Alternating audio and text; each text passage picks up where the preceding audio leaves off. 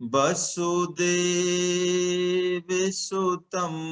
देवं कंस चाणूरमर्दनम् देवकी परमानन्दं कृष्णं वन्दे जगद्गुरु। हरे कृष्णा।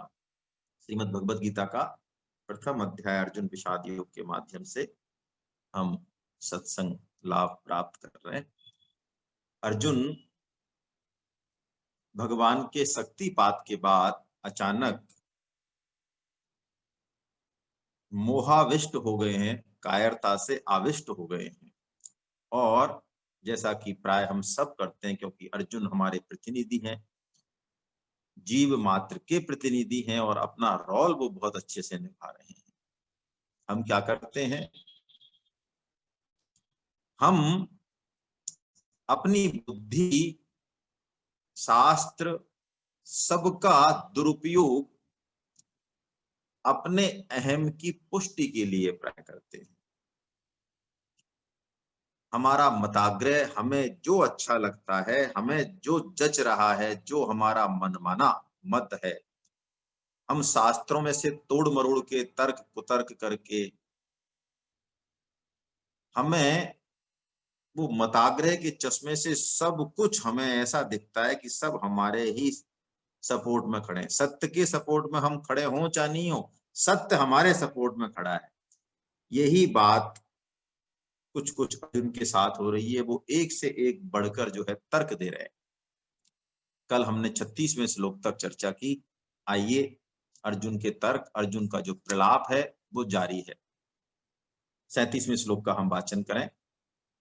तस्मानाराह वयं हन्तुं धार्तराष्ट्रान् स्वबान्धवान् स्वजनं हि कथं हत्वा सुख न श्याम माधव। हे माधव, अपने ही बांधव धृतराष्ट्र के पुत्रों को मारने के लिए हम योग्य नहीं हैं। धार्तराष्ट्रान स्वबांधवान स्वजनम ही कथम हत्वा, स्वजनों को मारने के बाद सुख न श्याम माधवा। हे माधव, फिर हम कैसे सुखी होंगे। अर्जुन, युद्ध बुरा है अथवा युद्ध नहीं करना चाहिए, ऐसी कोई बात नहीं कह रहा है। जो युद्ध से जो प्राप्त होने वाला है, जो प्रेय, प्रेय का मतलब सुख समृद्धि, राज्य, मान, बड़ाई, वो स्वजन बद्ध के आगे उसको ठीक नहीं लग रहे हैं। तो स्वजन के प्रति जो ममता है, उससे उसका जो क्षत्रिय के नाते जो कर्तव्य है, उस पर उसकी नजर नहीं जा रही है। वो कह रहा है कि मैं कैसे इन सबको मारूं। इतना मोहित है, पिछले श्लोक में कल हमने देखा कि आततायना भी कह रहा है, और शास्त्र का आदेश है कि आतताई, जो कल हमने 6 तरह की आतताई देखे, उनको मार ही देना चाहिए। लेकिन अर्जुन फिर भी अपनी दलील, अपने तर्क जो है लगातार दे रहा है। ऋग्वेद में और अथर्ववेद में एक बहुत प्यारा श्लोक है कि इस तरह का मोह हमें होता क्यों है। वहां भगवान के 2 नाम दिए हैं नए, कि हम उन 2 नामों का मतलब थोड़ा सा समझते हैं, तो हमारे जीवन का जो विषाद है वो प्रसाद बने, है ना। क्योंकि ममता का सबसे बड़ा नुकसान जो अर्जुन को हो रहा है, जो हम सबको होता है, वो यही है कि खुद का कर्तव्य दिखता नहीं और दूसरे के दोष पे जो है दृष्टि जाती है ना। तो अथर्ववेद में एक श्लोक है, उसको जरा हम देखें। इंद्रयासास्य परिसर्भाभ्यो अभयम् शत्रून् विचर्षणि। 2 नाम दिए भगवान के यहाँ। जेतान शत्रुन, यानी शत्रुन जेता भगवान कौन है? शत्रुन जेता है। और कौन है? विचर्षणी है। विचर्षणी कौन है? विचर्षणी परमात्मा जो समस्त कर्मों को सम्यक प्रकार से देख रहा है, जीव मात्र के कर्मों को सम्यक प्रकार से देखता हुआ तदनुसार ही कर्म फल का, पाप पुण्य का भुगतान कर रहा है। तो फिर मुझे क्या डर है? मेरा कोई शत्रु नहीं है। क्यों? प्रभु शत्रुन जेता भी हैं। यदि कोई मेरा शत्रु है और यदि वो धर्म के विरुद्ध जा रहा है, तो प्रभु का जो शासन है वो शत्रुन जेता है। बड़े से बड़ा शत्रु भी उनके राज्य में शासन या नियम तोड़ के वो बच नहीं सकता। तो शत्रु मेरा कोई नहीं है। ये श्लोक यही बात कह रहा है कि मेरी कामना ही या मेरे पाप कर्म ही मेरे शत्रु हैं। तो प्रभु एक व्यवस्था के तहत उनको भुगता के हमको शुद्ध कर रहा है। और यदि मान लो हमें पुराने पाप कर्म की वजह से कष्ट नहीं आ रहे हैं, कोई नया आदमी हमें कष्ट दे रहा है, तो फिर वो नया आदमी तो खुद ही जो है वो प्रभु के जो शासन है उससे वो मारा जाएगा।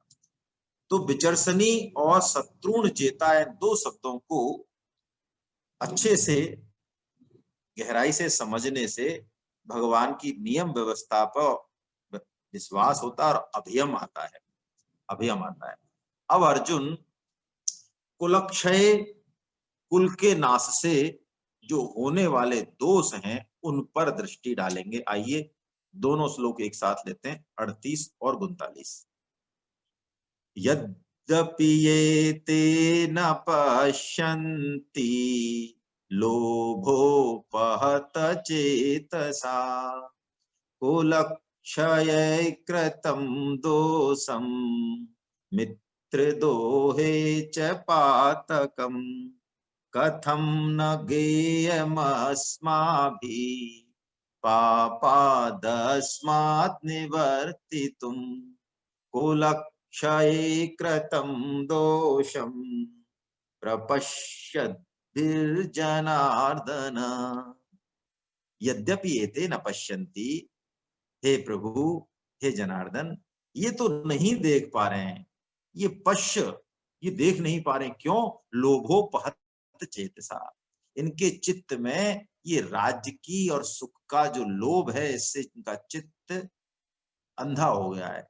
कुलक्षय कृतम दोषम, इस नरसंहार से कितना बड़ा दोष होगा आगे। और मित्र दोहे, मित्र के साथ कितना बड़ा पाप लगने वाला है, पातक इसको भी नहीं देख रहे। मित्र और मित्र आपस में एक दूसरे के सामने खड़े हैं। कथम न गेयम मश्मा भी, ये तो नहीं देख रहे हैं, लेकिन हम तो विचारवान हैं, हम तो चिंतनशील हैं, हम तो संवेदनशील हैं। तो हम इस पापाद अस्मात् निवर्तितुम, हम इस पाप से दूर होने के लिए क्यों ना कोशिश करें, क्यों ना हम कोई बात करें। कुलक्षय कृतम दोषम प्रपश्यत भी जनार्दन, क्योंकि हम तो, हे जनार्दन, आप भी तो इस कुल क्षय के दोष को अच्छे से जानते हैं। प्रपश्यत भी जनार्दना, बहुत प्यारा शब्द है। इस पूरे दो श्लोकों में इसी शब्द को हम थोड़ा पकड़ें, फिर कुलक्षय पे बात करें। मोह यही करता है। अर्जुन अपने लिए क्या मान रहे हैं? प्रपश्यत भी, पश्यत भी, पश्यत नहीं कह रहे, यानी हम अच्छे से नहीं जानते, बहुत अच्छे से हम जानते हैं कुलक्षय को, यानी पाप और पुण्य को, धर्म अधर्म को, कर्तव्य कर्तव्य को हम बहुत अच्छे से जानते हैं। हम क्यों ना विचार करें। अर्जुन, दुर्योधन के अंदर लोभ है। स्वामी जी कहते हैं बड़ी प्यारी बात, जैसे ही दूसरे के कर्तव्य पे हमारी दृष्टि जाती है, ये गीता का बेसिक सिद्धांत मान लें, तो हमारे कल्याण का जो रास्ता है, हमारे कल्याण की जो दृष्टि है, वो बंद हो जाती है। क्यों? गीता में एक भी श्लोक नहीं है जो कि दूसरे के कर्तव्य पे हमको चेक करना सिखाए ना।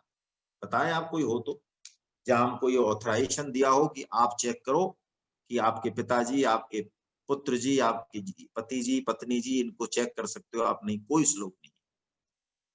हाँ, खुद का क्या कर्तव्य है उसका पालन हम कर रहे हैं कि नहीं कर रहे हैं, क्योंकि गीता ये मानती है कि अधिकार कर्तव्य का प्रतिफलन है, लेकिन मोहवश होता क्या है कि हम गलत को सही और सही को गलत समझते हैं, और ये मोह, ये अज्ञान इतना गहरा जाता है। परम श्रद्धेय स्वामी जी एक बात और कहते हैं कि अज्ञान है क्या? अज्ञान ज्ञान की कमी से नहीं है, वो कमी हमारे अंदर हो ही नहीं सकती कभी। अज्ञान ये है कि हम जितना जानते हैं उसमें सुधार की कोई गुंजाइश रखे ही नहीं। तो बस ऐसी की ऐसी ही बात कुछ अर्जुन यहाँ कर रहे हैं। प्रपश्यत भी, हम ठीक ठीक जानने वाले हैं, अब आप कुछ कहना मत, मैंने जो जाना है वही बात ठीक है।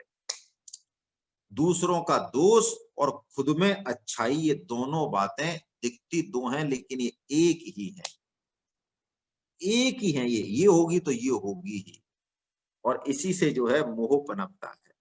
अब आगे 40 से और 44 में अर्जुन कुल के क्षय की परंपरा का वर्णन तो करेंगे, है ना, और डिटेल में वर्णन करेंगे। लेकिन यहाँ पे वो कह रहे हैं कि दुर्योधन क्यों नहीं इस बात को समझ पा रहा है। वो कह रहे हैं लोभो पहत चेत, बात तो ठीक कह रहे हैं, लोभ के कारण हम पाप में प्रवृत्त हो जाते हैं। प्राय कामना लोभ, है ना, लगभग लगभग एक सी बात है। तो वो बात तो बिल्कुल ठीक कह रहे हैं, लेकिन अर्जुन को ये पता नहीं है कि मैं निर्णय ठीक ठीक नहीं ले रहा हूं। भगवान तो स्पष्ट कहते हैं, शास्त्र स्पष्ट कहते हैं कि आतताई को तो मार ही देना चाहिए, अहिंसा परमो धर्म है, ठीक है, लेकिन उस अहिंसा की स्थापना के लिए यदि हिंसा करनी पड़े तो बात तो बिल्कुल, हमने कल बहुत अच्छे से समझा, भगवान श्री कृष्ण का जो धर्म है वो तो यही है? और मनुस्मृति में भी कहा, ने आतताई बधे दोषो हंतुर भवति कश्चन, है ना। तो आइए अब क्या क्या दोष बता रहे हैं अर्जुन, वो हम देखें 40वें श्लोक में। कुलक्षये प्रणश्यन्ति कुल धर्म सनातना, धर्मे नष्टे कुलं क्रत्सन् मधर्मो भी भवति युत्। कुलक्षये प्रणश्यन्ति, कुल के नाश से, कुल धर्मा प्रणश्यन्ति, कुल धर्मा सनातना, जो सनातन कुल धर्म हमारे चले आ रहे, सनातन का मतलब जो है बस हमेशा से है, कल भी था आज भी है कल भी है, तो वो सारे हमारे कुल धर्म नष्ट हो जाते हैं। और हे प्रभु, उन कुल धर्मों के नष्ट हो जाने से कृत्सनो अधर्मो अभिभवति, और हमारे कुल में फिर अधर्म फैल जाएगा, पाप फैल जाएगा बहुत अच्छे से, है ना, कुल का क्षय होने से पाप फैल जाएगा। देखिए इसमें कोई दो राय नहीं है कि अर्जुन संवेदनशील हैं, चिंतन मनन करने वाले हैं, जिज्ञासु हैं, व्यवस्थागत नीति नियमों को एज इट इज नहीं मानने वाले हैं, उसमें वो अपनी शंका और वो उस पर अंदर से बिल्कुल आत्मा के स्तर से वो समाधान चाह रहे हैं। ये बात बिल्कुल ठीक है। दुर्योधन के साथ तो ऐसा नहीं हुआ। दुर्योधन ने भी पांडव सेना को देखा, हमने देखा दृष्टवा 3 बार आया, दुर्योधन ने भी दृष्टवा देखा, कुछ नहीं हुआ। ये कबीर जी ने भी कहा है, और श्रीमद् भागवतम में भी कई बार आया है कि दुनिया में 2 तरह के लोग सुखी हैं बस। कौन कौन से? या तो जो घोर तम में है, बिल्कुल अज्ञान में है, 2 और 2 4, बस खत्म कहानी, कोई कुछ नहीं पता, और दुख, घोर दुख को भी वो सुख समझ सकते हैं, ऐसा अज्ञान है। जैसे शराबी नाली में उसको आनंद आता है, वहां पर उसको कोई ऐसा नहीं लगता कि मैं बहुत परेशान हूं और बड़ा क्या दिक्कत, ना ना, वो या तो वो सुखी हैं, या फिर जो इन गुणों से पार चले गए, गुणातीत हो गए, जो कि गीता का उद्देश्य है। गीता हमें समस्त दुख और तनावों से दूर ले जाने के लिए ये जो है बनी है गीता। तो इस दुख का जो परिधि है, इससे पार हो जाना, गुण समुदाय ये दुख समुदाय है, इससे पार हो जाना, तो इन दो को तो कोई दुख नहीं है एक तरीके से, और इनके बीच में जो है ना उसके दिक्कत है। अज्ञानी के लिए सब कुछ बिल्कुल क्लियर है ना। कोई मंदिर क्यों नहीं, कोई ग्लानि भी उसको है नहीं अंदर से, है ना, बिल्कुल। लेकिन जितना ज्यादा हम चिंतन करेंगे, ये है, जितना हम संवेदनशील होंगे, तो उपयोगिता को लेकर, आधार को लेकर, है ना, हमारा वो विस्तृत होगा। लेकिन कोई बात नहीं, कोई बात नहीं, इसी द्वंद से, परम श्रद्धेय स्वामी जी महाराज कहते हैं, इसी द्वंद से तो निर्द्वंदता आएगी, है ना। अरे जिसको कामना ही नहीं, जो सकाम ही नहीं, वो क्या निष्काम होगा। जिसको यही नहीं पता मेरी कामना ही पकड़ में नहीं आ रही, मैं सकाम हूं, यही मानने को पहले पहले बोले तो सही, पहले ये तो एक्सेप्ट तो करे। सबसे पहले गीता शुरुआत ही यहां से होती है, एक्सेप्ट करे कि हाँ मैं बीमार हूं, तब तो डॉक्टर कुछ करे। तो 2.7 में जहां से हमने कहा था कि ये गीता का एलिजिबिलिटी टेस्ट है, आप देखें गीता 2.7 में कहती क्या है, वहां अर्जुन सबसे पहले एक्सेप्ट करेंगे कि हाँ प्रभु, आप जो कह रहे हैं वो वास्तव में सही है। कार्पण्य दोषो अपस्वभाव प्रक्षामि त्वाम धर्म सम्मूढ़ चेता, एक्सेप्ट करते हैं वो। पहली बार भगवान का 440 वोल्ट का शॉक लगता है तो एक्सेप्ट करते हैं। वो कहते हैं हाँ आप कह रहे हैं, तो इसका मतलब मैं धर्म अधर्म का निर्णय नहीं ठीक से कर पा रहा हूं, मुझे लग तो रहा है लेकिन मैं कर नहीं पा रहा हूं। कायरता भी आप कह रहे हैं कि तेरे अंदर कायरता है, तो है, बिल्कुल है, इसमें कोई, है ना। तो ये तब उसके बाद भगवान श्री कृष्ण जब वो इस लेवल पे आते हैं, तब भगवान श्री कृष्ण फिर जो है उपदेश चालू करते हैं, है ना। तो अर्जुन, एक सिक्के सिक्के के एक पहलू से देखा जाए तो संवेदनशील के नाते तो वो कह रहे हैं कि प्रभु इतना बड़ा नरसंहार होगा, लाखों लोग जो है मरेंगे, लाखों स्त्रियां विधवा हो जाएंगी, धर्म संस्कृति का रक्षण, जो कुल परंपराएं चली आ रही हैं, धर्म, वो सब नष्ट हो जाएंगी। धर्म प्राण है, तो कुल परंपराएं जो हैं, रीति रिवाज हमारे जो चले आते हैं, ये उसका शरीर है, ऐसा मान लें, है ना। तो चलिए, अर्जुन ये कह रहे हैं कि मैं युद्ध इसलिए नहीं लड़ना चाहता इतने बड़े नुकसान के लिए। और क्या कह रहे हैं आगे, कंटिन्यूअस कर रहे हैं अर्जुन। इसके बाद क्या होगा, अधर्म बढ़ जाएगा। तो अधर्माभिभवात् कृष्ण प्रदूषन्ति कुल स्त्रिया स्त्रीषु दुष्टासु वार्ष्णे जायते वर्ण संकरा। देखो, नर और नारायण है भाई दोनों, ये हैं, क्या कहें। ऐसा कहा जाता है कि हम जितना हमारा काम चल जाए उतना ही ले पाएंगे गीता से।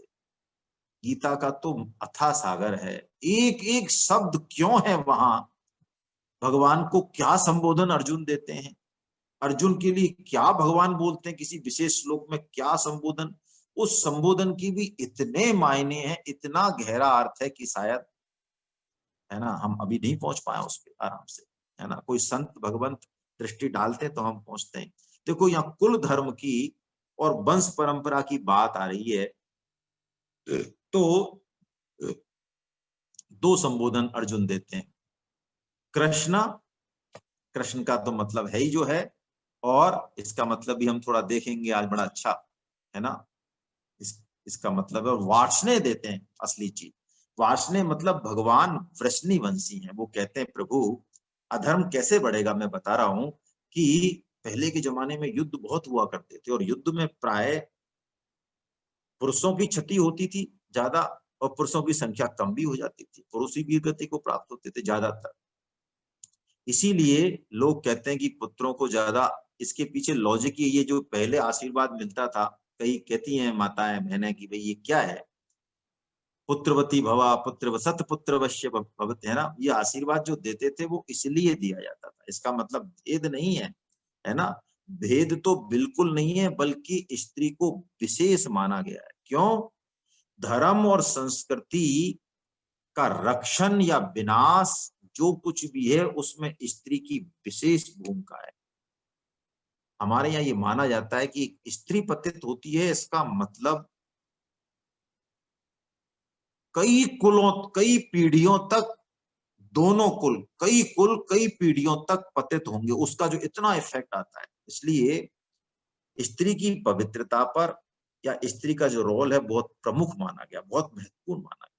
और जिस चीज को आप महत्वपूर्ण मानते हो, 24 कैरेट गोल्ड को, उसको ऐसे ही नहीं छोड़ते, है ना। उसको बहुत अच्छे से संभाल के रखा जाता है। हालांकि इसमें छेपक जुड़े, बाद में कुछ परंपराएं गलत जुड़ी, पर्दा प्रथा आ गई, है ना, और एक वस्तु पदार्थ की तरह ट्रीट होने लगी। वो अलग अलग युग के, वो अलग बात है। लेकिन जो उसकी इंपॉर्टेंस है आज भी कुल, और उसमें संस्कृति जो धर्म मानता है, शास्त्र मानते हैं, उसी हिसाब से उसका जो है केयर टेकिंग शास्त्रों के द्वारा की गई है। तो अधर्म, अर्जुन कह रहे हैं कि अधर्म इसलिए बढ़ जाएगा, स्त्रीसु दुष्टासु, स्त्रियां अपने पथ से पतित हो जाएंगी तो वो कुल परंपरा नष्ट हो जाएगी, दूषित हो जाएंगी। हे वार्ष्णेय, कुल वंश को तो आप भी जानते हैं, आप भी वृष्णि वंशी हैं, तो फिर ये कैसा रहेगा? तो वार्ष्णेय शब्द देते हैं। श्रीमद् भागवतम में नारद युधिष्ठिर संवाद है, काफी बड़ा है। उसमें ग्रस्त के, सदाचार के, इस तरह की बहुत बहुत अच्छे से इन चीजों को बहुत डिटेल में जो है चर्चा की गई है। वहां पे अधर्म को 5 तरह का बताते हैं नारद जी। वो कहते हैं एक तो विधर्म है। विधर्म मतलब हो सकता है वो धर्मयुक्त हो लेकिन वो दूसरे के लिए उपयुक्त है, वर्णाश्रम के हिसाब से, हमारे लिए नहीं है। जैसे वैश्य यदि संन्यास लेना चाहे तो विधर्म है ये, वैश्य को संन्यास अलाउ नहीं है ना, ये शास्त्र आज्ञा है। बाकी कोई अपनी मनमानी करे वो करे, है ना। विधर्म, परधर्म, परधर्म किसी अन्य के द्वारा अन्य को दिया गया उपदेश। एक आभास, ये अधर्म चल रहे हैं, एक आभास, आभास मतलब धर्म मानकर मनमाना आचरण करना, शिक्षाचारी जो मन में आया। एक उपमा, उपमा मतलब पाखंड या दंभ पूर्वक अपनी व्याख्याएं चला के, जैसे कि ये होता है कि जनरली जो बहुत धर्म फैलते हैं, चाहे कोई भी हो, बुद्ध धर्म हो, जैन धर्म हो और धर्म हो, प्राय ऐसा होता है कि जो जिस पे वो चलते हैं, वो जब चले जाते हैं, वो दिव्य पुरुष, उसके बाद वो कई शाखाओं में टूटते हैं। वो इसी कारण टूटते हैं, उपमा, है ना, अपना अपना लेके बैठ जाते हैं, उपधर्म की नहीं। हम जो कह रहे हैं, हमारी वाला जो ये सेगमेंट है, यही ठीक है। और एक छल, 5 तरह के अधर्म। छल मतलब बिल्कुल ही उल्टा सीधा अर्थ कर देना, है ना, धर्म का बिल्कुल उल्टा सीधा अर्थ कर देना। अब देखिए, अधर्म जो है ना ये, लेकिन भगवान श्री कृष्ण बताएंगे कि अधर्म फैलने का कारण क्या है। अधर्म फैलने का मूल कारण है हमारा मताग्रह, हमारी कामना। हम अपने मताग्रह के कारण, कामना के कारण धर्म के जो दीपक हैं, संत सदगुरु हैं या शास्त्र हैं, उनका लाभ नहीं ले पाते, आदर बुद्धि उनको नहीं दे पाते। और जब वो चीज सहजता से उपलब्ध हो, फ्री में उपलब्ध हो, मैं बहुत स्पष्ट रूप से आपको कहूं, है ना, तो उसमें हमारी महत बुद्धि शायद नहीं बनती है। जैसे कि माता पिता बैठे रहते हैं, ज्ञानी पुरुष कोई होते हैं समाज में, बैठे रहते हैं, तब हमारा उनसे लाभ उठाने का नहीं रहता है, वो चले जाते हैं, तब बात आती है। तो जैसे कि ये बात आती है, ये इस तरह का तर्क है अर्जुन का, अधर्म फैल जाएगा। कई लोग कहते हैं हम भगवत गीता क्यों पढ़ें, हम तो कोई गलत काम करते नहीं, हमारा दिल बहुत अच्छा है, और हम जितना हमसे बनता है हम परोपकार कर देते हैं, फिर क्या जरूरत है ये माला वाला की और धर्म की और मंदिर मंदिर। हम नहीं चीजों को मानते, हम कोई पाप ही नहीं करते, कोई अधर्म ही नहीं करते। अब उनको ये नहीं पता कि भगवान तो गीता में ये घोषणा करते हैं कि हर कर्म में, सहज कर्म में पाप छुपा हुआ है। ये आप श्वास भी ले रहे हैं तो एक सांस में 10,000 जीवाणुओं की हत्या कर रहे हैं।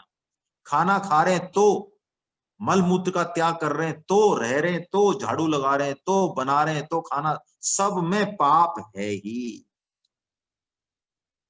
लेकिन हम अपनी जिद से, और दूसरा चलिए दो उनसे कहा जाए कि साहब नवरात्र आ रहे हैं, जैसे अब नवरात्र आएंगे, वो कह रहे हैं अरे क्या मन चंगा तो कठौती में गंगा, क्या नवरात्र बनाते इन चीजों से कुछ नहीं होता है ना। लेकिन मन चंगा कहाँ लगेगा? ये चंगा मन निष्क्रिय नहीं रहेगा। ये चंगा मन जो है ना, जिसको हम चंगा मन कह रहे हैं, ये पुण्य नहीं करेगा तो ये पाप ही करेगा, ये पक्की बात है। ये ज्ञान कर्म भक्ति में नहीं लगेगा, श्रवण में नहीं लगेगा, तो ये कुछ न कुछ इंद्रियों को भोगों में लगा के और गड़बड़ करेगा ही, है ना। तो अर्जुन यही बात कह रहा है। हालांकि अर्जुन, जैसे कि बात हुई, संवेदनशील तो है, इसमें तो कोई दो राय नहीं है। यदि संवेदनशील नहीं होता तो कर बैठता है ऐसा। भगवान भगवान उनके साथ हैं। एक बार ऐसा हुआ कि ये हिरोशिमा नागासाकी पे जो बम गिराया था ना जिस व्यक्ति ने, मुझे नाम ध्यान नहीं आ रहा है, तो कहते हैं कि वो अंत में पागल हो गया। पागल ही नहीं हो गया, वो पागल भी बहुत उच्च स्तर का हो गया। अपने शरीर को, भाई आप लोग क्यों ये हाथ खड़ा कर रहे हैं, प्रभु दयाल जी मिश्रा जी, है ना, और बाकी लोग बार बार हाथ खड़ा मत कीजिए। तो पागल हो गया। वो क्यों हो गया? उसको ये कहा गया था कि तुझे तो इस लोकेशन पर जाके और बस एक बटन दबा देना है, और नीचे से वो बम गिरेगा और लाखों लोगों की हत्या हुई, पीढ़ियों की पीढ़ियों तक लोग जो है आनुवंशिक रोगी हो गए, कई तरह की चीजें हो गई। कहते हैं जब उसने ये समाचार पत्रों में पढ़ा और देखा समझा, महीने 20 दिन में उसको इतना दिमाग में प्रेशर हुआ कि वो बहुत, उसको, उसने अपनी नसें काट डाली, अपने खुद को, मतलब पागल हो गया वो, है ना। तो अर्जुन है तो संवेदनशील, इसमें कोई दो राय नहीं है ना। लेकिन कोई बात नहीं, भगवान जो है इनका वो करेंगे। वार्ष्णेय शब्द से मानो अर्जुन ये कह रहे हैं कि आपने अपनी कुल परंपरा को अक्षुण्ण रखा है।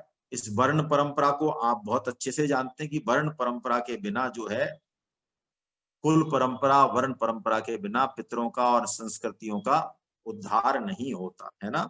वर्ण संकरता बहुत खतरनाक है। कृष्ण शब्द का एक विशेष मतलब है, थोड़ा सा मैं आपको निवेदन कर दूं, फिर मैं भूल जाऊंगा। देखिए, कृष्ण शब्द का हमने देखा आकर्षक, खींचने वाला अपनी तरफ।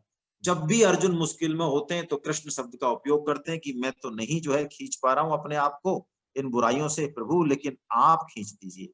अब देखिए, परम श्रद्धे मलूक पीठाधीश जी से के श्रीमुख से मैंने सुना, कृष्ण शब्द की कितनी बढ़िया व्याख्या की उन्होंने। उन्होंने कहा कृष्ण शब्द में 6 शब्द हैं। वाह, 6 शब्द शास्त्रों के आधार पर उन्होंने प्रमाणित भी किया। कौन कौन से? देखिए आप, क, क, और फिर छोटा री, क्र जो लगता है, क र आधा से, तीसरा अणे, अणे, और अणे के बाद अकार, तब जाके वो न बनेगा पूरा। और उसके बाद जो 2 बिंदु हैं, विसर्ग जो है ना। तो ऐसे 6 चीजें, और इन 6 का ही मतलब है। ककारो कमला कांतो, यानी कृष्ण भगवान कौन है? वो लक्ष्मीपति हैं, रुक्मणी वल्लभ हैं, चतुर्भुज हैं। ककारो कमला कांतो, और ऋकार राम इत्यपि, और ऋकार से वो राम है ना। भगवान राम का, भगवान श्री कृष्ण ने भगवान राम रूप भी दिखाया एक बार। ऐसी कथा है बड़ी प्यारी कि एक बार माता यशोदा अपने मायके जाती है रावल में, रावल उनका मायका है। तो वहां पे नींद नहीं आती है भगवान श्री कृष्ण को। वो कहते हैं बेटा तू सोया नहीं? अरे कि मैया तेने मेरी आदत खराब कर दी। क्या खराब कर दी? कि मेरे को जब तक तू कहानी नहीं सुनाएगी तो कहानी सुना जब मेरे को नींद आए। तो उसने कहा, मैया ने कहा चलो कहानी तो निद्रार्थम जननी कथाम कथ्यता, यानी निद्रा के लिए जननी कथा सुना रही है, बिल्कुल शॉर्ट में कर रही है बहुत। क्या शॉर्ट में कर रही है? वो कह रही है देख, जैसे हम कहते हैं हुंकारा भरना, कथा तो मैं सुना रही हूँ, हुंकारा भरते जाना बीच में। माताएं ऐसा करती हैं जिससे पता चल जाए कब सो गया, उसके बाद कथा बंद, है ना। तो तो वो सुना रही है कथा कि रामो नाम बभूव। आगे राजा, एक राम नाम का राजा था। क्या? तदवला सीता इति, और उनकी सीता नाम की एक रानी थी। कि बाचा पंचवटी बिरहता, पंचवटी पर वो जो है घूम रहे हैं तीनों। और उनकी जो पत्नी थी, तदबला, हाँ, तामद्रा हरा रावा रावणार्थम, कि उनकी पत्नी को, सीता को रावण ने हर लिया। इतना पहले तो हुंकारा भर रहे ठाकुर जी, और जैसे ही ये सुना कि जगत जननी माता सीता को रावण हर ले गया, तो एकदम से चिल्लाए, खड़े हो गए ठाकुर जी पलंग पे, सौमित्रे क्व धनुर धनुर धनुर धनुर इति त्वद गिरा। उन्होंने संस्कृत में कहा कि लक्ष्मण सौमित्रे, ला मेरा धनुष। इस रावण की इतनी हिम्मत कि ये सीता को ले जाए। माता तो देख के डर गई, ये क्या हो गया, है ना। उन्होंने कहा अरे लाला, तो उनको एकदम से होश आया भगवान को। क्या तू ये क्या कर रहा है? कि अरे कि मैया, त्रेता का जो राम है वो मैं ही हूं। त्रेता का जो राम बना है ना त्रेता में, वो मैं ही तो हूं। तो जसोदा मैया कहती है मजाक में, अरे बेटा, मैं झूठ बोलूं नहीं, तेरे बाबा झूठ बोले नहीं, तू झूठ बोल वो खासे सीखो है? अरे कि मैया तू तू माने ना, ये जो बलराम है ना, ये तो मेरा छोटो लक्ष्मण और मैं जो है मैं राम बना हूं वहां पे। तो यशोदा मैया उनसे पूछती है, जो रोहिणी जी बैठी होती है पास में। रोहिणी जी क्या है, यशोदा मैया को तो भगवान ने माया में बुला रखा है। यशोदा मैया तो पूरा आनंद ले रही है, लेकिन रोहिणी जी को भगवान श्री कृष्ण का तत्व पता है। तो यशोदा मैया पूछती है रोहिणी जी से, अरे कि दीदी ये क्या हो गया, ये क्या, ये लाला कहाँ कह रहा है? तो रोहिणी जी समझ जाती हैं कि भगवान श्री राम का आवेश आ गया। उस समय तो श्री राम रूप में थे, इस समय कृष्ण रूप में, अभी सीता को कोई हाथ तो लगा। तो उन्होंने कहा अरे दीदी कुछ नहीं है, ये दिन में जो है इन्होंने रामलीला का नाटक किया, तो ये तो राम बने होंगे। और ये अरे के ये बात है, अच्छा ऐसे कह के भगवान इसने जो है, तो ये मतलब कि रिकार है राम। आज भी रावल आप जाएंगे तो भगवान श्री कृष्ण की एक मूर्ति है, वहां विग्रह है, मंदिर है, जहाँ भगवान श्री कृष्ण जो है राम रूप में धनुष तान के जो खड़े हुए, लीला हुई है वहां पे, है ना। और शकार सड़गुण पति श्वेत दीप निवासनी, श्वेत द्वीप में जो भगवान विराजते हैं, जो अक्रूर जी को जिन्होंने दर्शन दिया जिस रूप में, वो। और न नकार नार सिंहोयम, नरसिंह रूप में जो भगवान है वो नकार से, और अकार अग्नि युक्ता, है ना। भगवान जो है गीता में भी कहते हैं अहम वैश्वानरो भूत्वा, है ना, प्राणी पान समायुक्तम, प्राणी नाम समायुक्तम। और भागवतम में भी भगवान दो बार, एक बार अग्नि प्रकट करते हैं और एक बार अग्नि को पीते हैं।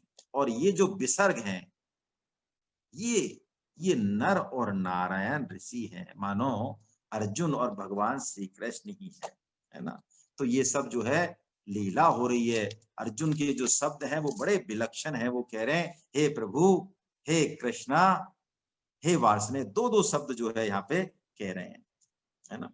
ये शंकर वर्ड जो है ना, जो आगे आएगा इस पे हम चर्चा करेंगे अगले श्लोक में। अर्जुन अब और बढ़ रहे हैं आगे, क्या क्या नुकसान और होंगे। शंकरो, जब स्त्री दुष्टासु हो जाएंगी, अधर्म हो जाएगा, तो क्या नुकसान होगा। शंकरो नरकायै कुलग्नानां कुलस्य च पतन्ति पितरो हि येषां लुप्त पिंडो दक क्रिया। शंकरो नरकाय, ये शंकर वर्ण शंकर पैदा होंगे। वर्ण शंकर पैदा होने से वो कुल घाती हैं। वर्ण शंकर क्यों? वो कुल को नरक में ले जाएंगे। वो नरक में ले जाने के लिए होता है, क्योंकि उसका चैन ठीक नहीं है, उसका अकाउंट ठीक नहीं है, पैसा जमा तो कराओ कहीं और जाएगा। और पतंति पितरो ही ऐसा, और पितर जो हैं उनका पतन हो जाएगा, क्योंकि पिंड और उदक क्रिया, यानी श्राद्ध और तर्पण, ये पिंड पानी की क्रिया, ये नहीं, वो करे तो भी नहीं लगेगी, तो पितरों का पतन हो जाएगा। देखो इस पे हालांकि कई लोग बड़ा ये कहते हैं कि ये क्या पितर बितर लेकिन शास्त्र इसको बहुत अच्छे से मानता है ना। हमारी समस्या क्या है, मैं बहुत स्पष्ट शब्दों में कहूं तो, सीइंग इज बिलीविंग है हमारे लिए। हमारा ज्ञान इंद्रिय ज्ञान है, बस इससे ऊपर हम चलना नहीं चाहते। बीज में से वृक्ष बन जाएगा, हाँ कह देंगे हाँ बन जाएगा। कैसे बन जाएगा बताइए, कितना आश्चर्य है। मिट्टी में से 50 तरह के फूल खिल जाएंगे, ये छोटी बात है। और ऐसे तो कोई गांव का आदमी है वो कह दे एटीएम से पैसे कैसे आ सकते हैं, मैं नहीं मानता हूं। अच्छा तुम कह रहे हो तुम्हारे फोन में वाईफाई आ रहा है, मैं तो नहीं मानता हूँ। कहाँ है वाईफाई, बताओ कहां से तरंग आ रही है। और तो छोड़ो, हमारा जो खुद की उत्पत्ति है रज और वीर से, रज और 2 बूंदों से, बूंदों भी कैसी है, हजारवां करोड़ इतना ऐसे, उनसे एक मनुष्य का जो है निर्माण हो जाता है। और कैसा निर्माण, 7 पीढ़ियों का उसमें गुण संस्कार आता है। ये क्या, ये कितना आश्चर्य चाहिए हमें। इन सब आश्चर्यों को हम मान लेते हैं। ये ब्रह्मांड इस कितना विस्तृत है, वैज्ञानिकों का दिमाग खराब हो गया। उन्होंने कहा भैया नहीं चलेगा पता, प्रकाश वर्ष, लाइट ईयर जिसे कहते हैं, हम साइंस में पढ़ा था, फिजिक्स में हमने, लाइट ईयर, लाइट ईयर इतनी बड़ी यूनिट है दूरी नापने की। कितनी बड़ी है, हमारा सूरज का प्रकाश पृथ्वी पर मुश्किल से 8 मिनट भी नहीं लगाता। ऐसे सूरज का प्रकाश 1 साल चले तो कहां पहुंचे, ऐसे कई कई लाइट ईयर जो है वैज्ञानिकों ने खोज की है, लेकिन वहां पे भी इस ब्रह्मांड का कोई और छोर नहीं मिला। इन पर हम विश्वास कर लेते हैं, लेकिन कोई कहे कि साहब ये श्राद्ध और तर्पण से पितर गिर जाते हैं, तो इस पे हम नहीं मानते। मैं कुछ उदाहरण मानस से दूंगा, फिर इस पे थोड़ी सी चर्चा करेंगे वैज्ञानिक, कि भगवान श्री राम ने भी इस चीज को माना। कैसे माना, गीध को वो पिता मानते थे, ये स्टोरी मैंने आपको पहले सुनाई है ना। जो गिद्धराज है, भगवान श्री राम को उन्होंने एक्चुअली गोद लिया है, वो उन्हीं के पुत्र हैं, दशरथ जी के पास तो वो रह रहे हैं। तो भगवान ने ये वचन दिया, इसलिए पुत्र का धर्म निभाया है। गीध की खुद के हाथों से उन्होंने अंतिम क्रिया की है। अविरल भगति मांगी बर, गीध गयहु हरिधाम, तेहि की क्रिया जथोचित, निज कर कीन्ही राम। पक्षी हैं, फिर भी उन्होंने जथोचित क्रिया की। बाली को मारा, लेकिन सुग्रीव को आज्ञा दी तुरंत। तब सुग्रीव ही आय सुदीना, मृतक कर्म विधिवत सब कीना। दशरथ जी जब तक भरत नहीं आते क्रिया नहीं होती, और सारी क्रियाएं करते हैं। नृप तनु वेद विदित अनहावा, और परम विचित्र विमान बनावा, और शोधे स्मृति सब वेद पुराना। ये वेद पुराण और स्मृतियों में ही कीन भरत 10 गात विधाना। देखिए, पितर हर कोई पितर नहीं होता। मैं आपको इसमें निवेदन करूं, पितर होते कौन है, कि जो पितरलोक में निवास करें वो आजान पितर होते हैं, वो पितृ योनि में गए, है ना। ये इनको श्राद्ध तर्पण नहीं चाहिए। जो मनुष्य लोक से मर गए लेकिन अभी अगली योनि नहीं मिली, ये मर्त्य पितर हैं।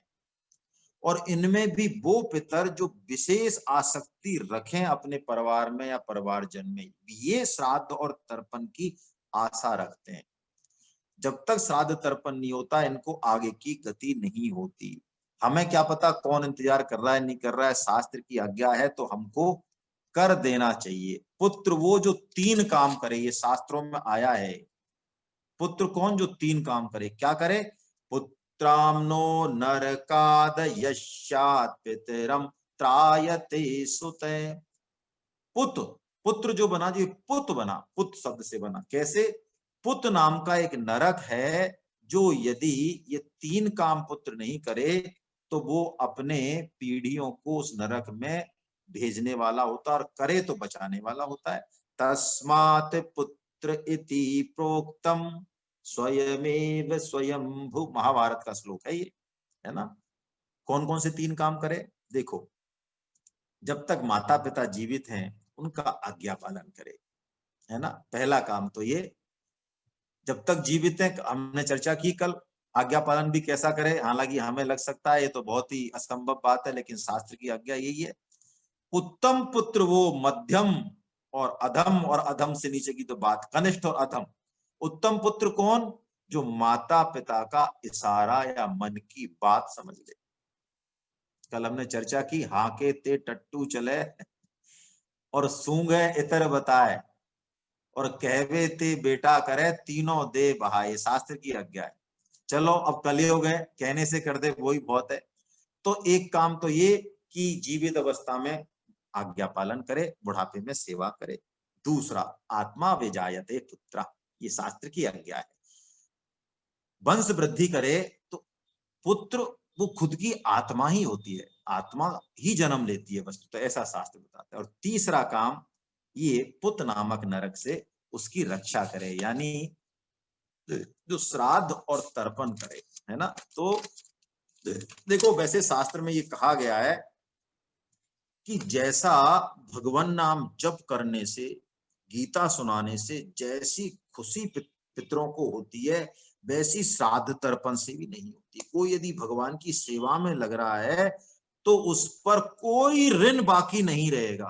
पितर भी श्राद्ध तर्पण से जितने खुश नहीं होते हैं जब कोई उनके वंश में भगवान की वास्तव में भक्ति में लगता है, मान बढ़ाई नहीं, फालतू का नाटक नहीं, हृदय से लगता है।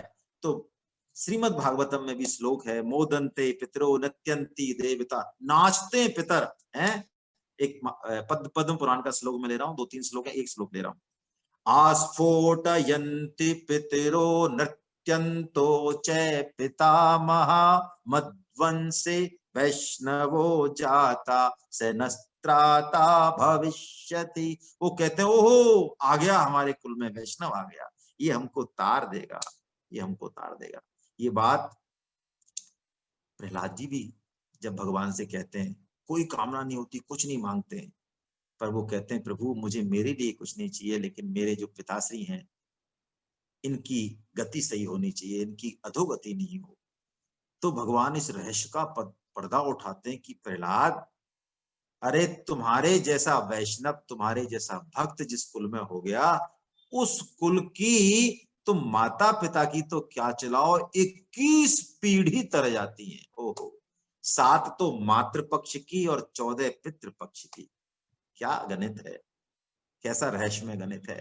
तो हम करें श्राद्ध तर्पण, लेकिन देखिए शास्त्र में आजकल हमने इसको कर्मकांड बना दिया, शास्त्र में ऐसी आज्ञा नहीं है। शास्त्र कह रहे हैं कि कितना भी हम सक्षम हो, धन हो हमारे पास, लेकिन श्राद्ध और तर्पण में आडंबर नहीं करना चाहिए, अधिक विस्तार नहीं करना चाहिए। देव कार्य में 2 और पितृ कार्य में 3 ब्राह्मणों को जमा दें, या वो भी नहीं मिले तो 1 को जमा दें, है ना। और जो शास्त्र में बताया बस थोड़ा सा, फालतू के चक्करों में फंसने की बिल्कुल जरूरत नहीं है। कोई ब्राह्मण नहीं मिले तो किसी शुद्ध भक्त को जमा दें तो बहुत अच्छा है, किसी वैष्णव को जमा दें बहुत बढ़िया है ना। लेकिन हमको श्राद्ध तर्पण करना चाहिए, है ना, कहने का मतलब यही है। अब ये कह रहे हैं शंकरो नरकाय। देखो ये शंकर जो है ना, ये कई तरह के शंकर हैं। हम अपना कर्तव्य पालन नहीं करें तो हम धर्म संकर हो जाते हैं, स्वामी जी बताते हैं। और इस तरह से ये जाति संकरता, कुल संकरता, आजकल भाषा में, भूषा में, देश में कई तरह की संकरता है। संस्कृतियों में आपस में सबने लेन देन किया है, खान पान में भी खूब संकरता हो गई। जैसे भाषाएं खिचड़ी हो गई आजकल, खिचड़ी है ना, उर्दू हिंदी आपस में मिक्सिंग, अंग्रेजी सब मिल गई, पहनावा खान पान सब में हो गई। इसके नुकसान और फायदे क्या है वो देख लें। आजकल संकरता का जमाना, क्रॉस ब्रीडिंग जिसे कहते हैं, आपको समझ में आया क्रॉस ब्रीडिंग। देखिए क्रॉस ब्रीडिंग में एक तो दोनों के गुण आते हैं, वैसे तो वो प्रतिकूल परिस्थितियों को झेलने के लिए और दोनों के गुण होते हैं तो बेहतर होती है, उसमें कोई दिक्कत नहीं है ना। लेकिन अध्यात्म की दृष्टि से उसमें दिक्कत है। फल में कर लें, सब्जी में कर लें, पशुओं में कर लें, इनमें चल रहा है, बहुत बहुत सालों से चल रहा है। लेकिन आध्यात्मिक दृष्टि से, धर्म अधर्म के विचार से यदि वर्ण संकरता है तो धर्म की जड़ कट जाती है। कुछ जब तक ये थोड़े से स्केल पे तब तक तो ठीक लगता है, बाद में हम जब ये व्यापक हो जाएगा धर्म तो हम ही कह देंगे अरे नहीं वर्ण संकरता, शास्त्र मना करता है, वर्ण संकरता के लिए आध्यात्मिक उन्नति इससे रुकती है। तो अर्जुन यही कह रहे हैं, प्रभु संकरो नरकाय वे कुलग्नानाम कुलश्च, है ना, ये वर्ण संकर उनको नीचे ले जाएगा, कुल का नाश कर देगा ये प्रभु, है ना। चलिए और आगे क्या कर रहे हैं, इसी बात को आगे बढ़ा रहे हैं अर्जुन। 43वें श्लोक को लेते हैं हम। दोषैरैते कुलज्ञानाम वर्ण संकर कारकै उत्साधन्ते जाति धर्मा कुल धर्माश्च शाश्वता। दोष ऐतई कुलग्नानाम यानी इन कुलघातियों, इन वर्ण संकर के कारण, इन वर्ण संकर के जो दोष हैं इनके कारण उत्साधनते जाति धर्मा कुल धर्मा च साधन। जाति धर्म और कुल धर्म, एक शब्द और जोड़ दिया अर्जुन ने।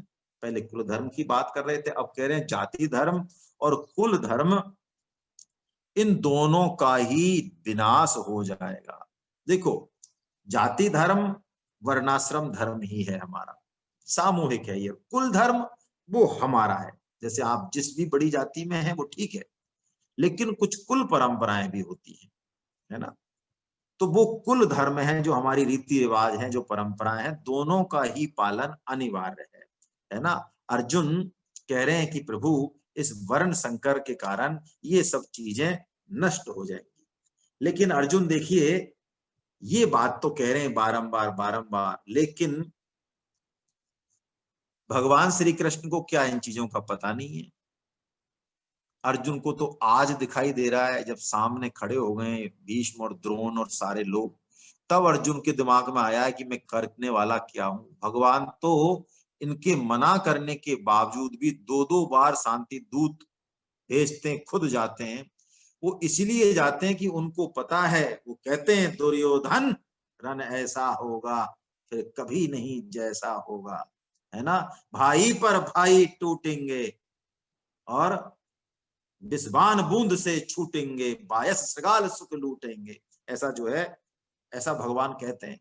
उनको तो पता था कि ये महाभारत का युद्ध कैसा होगा, भारत का जो वैभव है वो बहुत समय के लिए नष्ट हो जाएगा, परंपराएं नष्ट होंगी, लेकिन जरूरी था धर्म की स्थापना के लिए, नहीं तो संपूर्ण जो है अधर्म का बोला वाला होके और सब कुछ नाश हो जाता। तो धर्म का तत्व समझना और धर्म की बात करना, देखिए इसमें बड़ा फर्क है। अर्जुन और भगवान श्री कृष्ण में बड़ा फर्क है। हम भी प्राय धर्म का तत्व समझें और धर्म की बात करें, बहुत इसमें फर्क है। मैं एक छोटे से उदाहरण से समझाऊं, ये सबके साथ है, उदाहरण मैं ऐसा ही ले रहा हूं कि एक जज साहब हैं, वो फांसी की सजा सुनाते हैं यदि कोई रेप करता है या इस तरह का कोई क्राइम जो है, बहुत हीनियस क्राइम यदि कोई करता है, तो वो सुना देते हैं और लोगों में बड़ा अप्लॉज भी है उसके लिए कि बहुत बढ़िया ये तो करते हैं, अच्छा है। बरसों हो गए, अब एक बार ऐसा हुआ कि उनका खुद का बेटा उसमें फंस गया और बिल्कुल क्लियर कट एविडेंस है कि वो जाएगा। अब वो जज साहब कह रहे हैं कि नहीं भाई देखो, मनुष्य गलतियों का पुतला है और इससे तो तुमने जो मनुष्य का उन्नति का जो द्वार है वो सब बंद कर दिया, उसको सुधरने का मौका देना चाहिए भाई, है ना। ये तो बहुत गलत है। तो ऐसा ही कुछ अर्जुन का यहाँ प्रलाप है। ये धर्म के तत्व को समझना, महसूस करना नहीं है। रामकृष्ण परमहंस जी इस बात को एक अच्छे उदाहरण से समझाते हैं। वो कहते हैं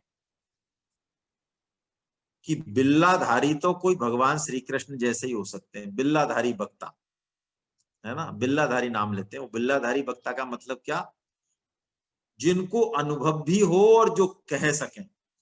देखो ये संसार में बड़ी दुर्लभ चीज है, क्या ऐसे संत, ऐसे शुद्ध भक्त मिल जाए जिनको भगवान का अनुभव हो, प्रत्यक्ष अनुभव हो जिनको, है ना, और वो उतनी ही कुशलता से उसको कह भी पाए। कह इसलिए पाए क्योंकि शास्त्रों का श्रोत्रिय भी हो। श्रोत्रिय मतलब हमने देखा ना 4.34 में जब गुरु की व्याख्या, गुरु के ऊपर बात की, वहां पर डिटेल में है ये, अनुभव भी हो और श्रोत्रिय।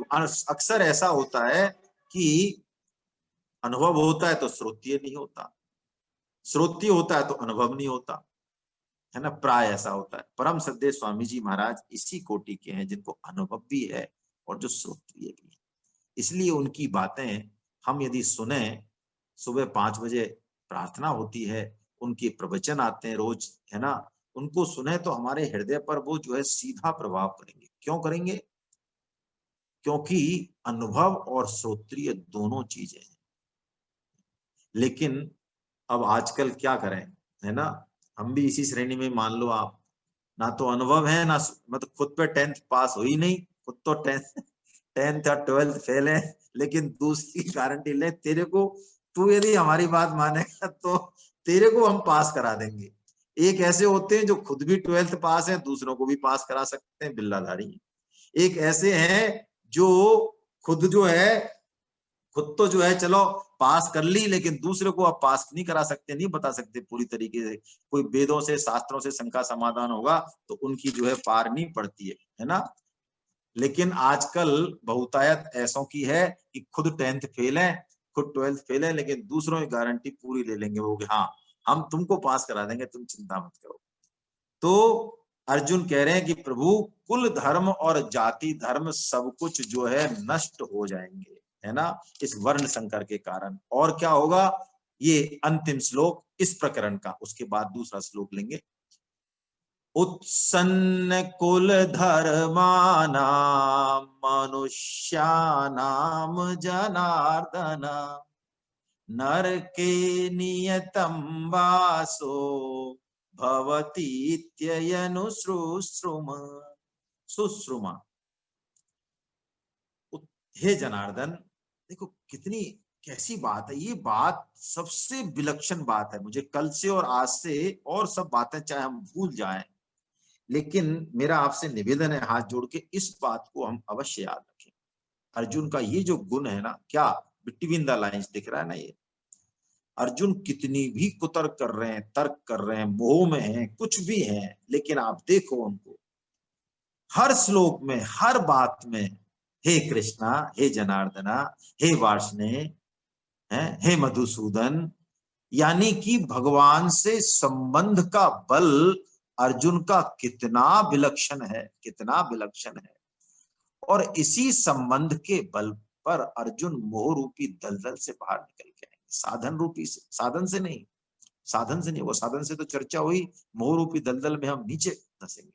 हाँ, ये बल यदि होगा संबंध का, तो फिर हम कितना भी दाएं बाएं चलेंगे, हम निकल के आएंगे। तो क्या कह रहे हैं, हे जनार्दन, उत्सन्न कुल धर्मानाम, जिनका कुल धर्म नष्ट हो गया, मनुष्यानाम, ऐसे मनुष्य नर के अनियतम वासो, अनिश्चित काल तक, पता नहीं कितने काल तक नरकों में वास करते हैं, भवती करते हैं, इति अनुश्रुतम, मैंने ऐसा सुना है, हम ऐसा सुनते आए हैं। तो अब अर्जुन को ये बात समझ में नहीं आ रही है कि कुल परंपरा, धर्म की परंपरा, वंश की परंपरा ये युद्ध से नष्ट नहीं होती है।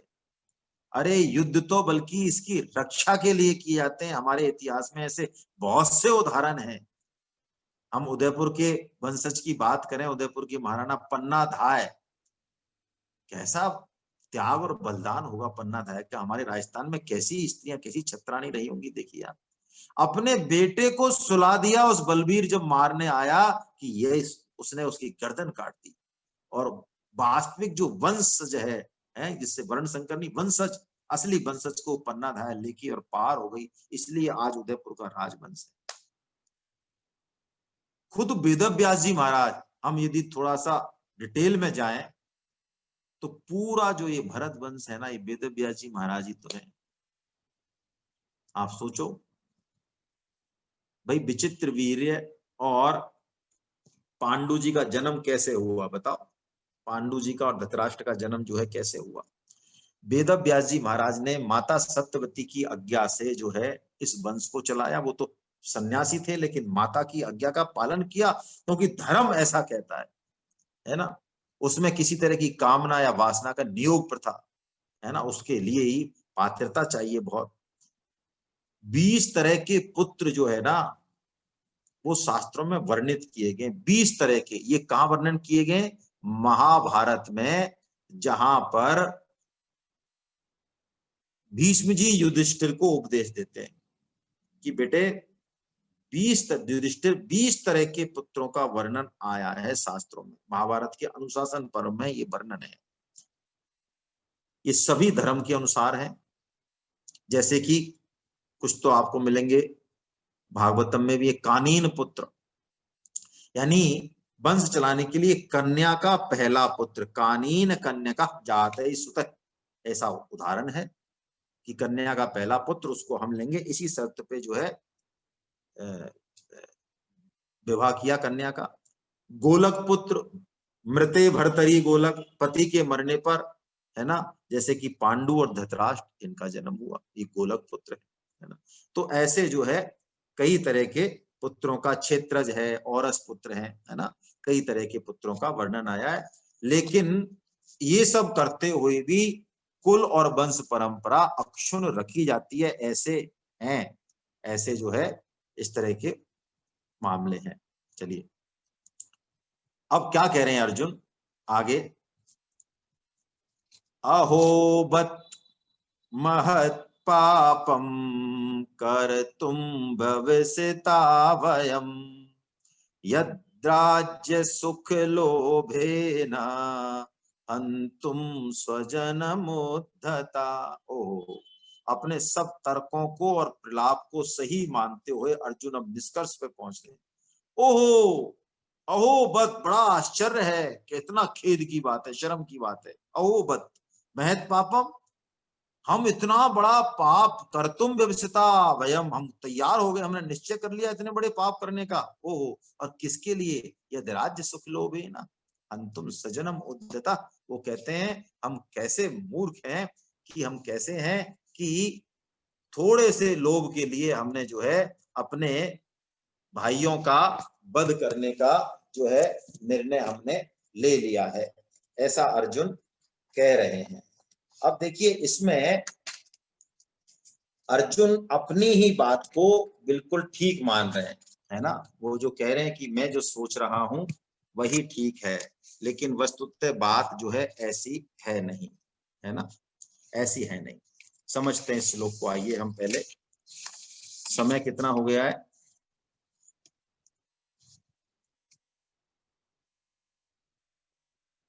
अभी तो है समय, चलिए थोड़ा सा 5-7 मिनट ले ले, इस श्लोक को ले लेते हैं।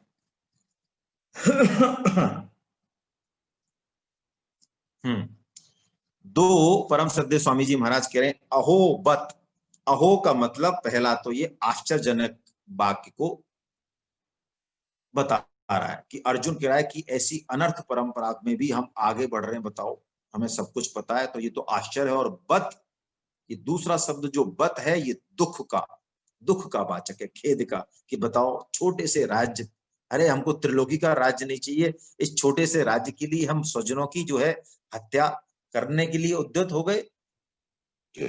स्वामी जी कह रहे हैं अर्जुन बड़े करुणावान और दयावान दिख रहे हैं।